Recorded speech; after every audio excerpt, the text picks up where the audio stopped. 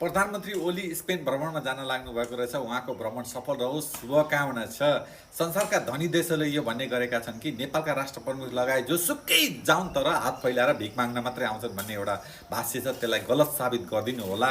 नेपालबाट जम्बू टोली त्यो आफन्त इष्टमित्र कर्मचारी त्यो भत्ता पचाउने लानुभन्दा यहाँका दुई चारजना विज्ञ इन्जिनियर, दुई चारजना आर्किटेक्ट, दुई चारजना विज्ञ अर्थशास्त्रीहरूलाई चाहिँ लिएर जानु होला र त्यहाँ स्पेनले कुन मोडलमा विकास गर्यो, कसरी त्यहाँ चाहिँ विकास गरेको रहेछ, देश विकास कसरी गर्यो र त्यहाँका जनतालाई कसरी सुख दियो, त्यो कुरा पनि हुबहु लिएर आउनु होला। अब गफमा त हाम्रो प्रधानमन्त्रीज्यूलाई संसारमा कसैले जित्न सक्दैनन्, तर आजसम्म जनताले इच्छा हुन्छ नि, जनताको इच्छा अनुसार विकास त एउटा सिद्धो भाँच्नु भएन।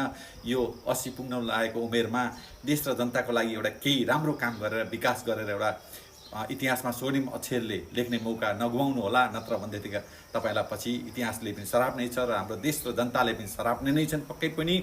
कुनै कुनै व्यापारीहरूले गर्ने गर्छन्। त्यो कुनै देशमा विकसित देशमा गयो भने त्यहाँ कसरी बनेको छ संरचना, त्यहाँको हुबहु फोटो खिचेर भिडियो बनाएर ल्याएर आफ्नो देशमा जसरी पनि उतार्छन् क्या, त्यस्तै काम गर्नु होला।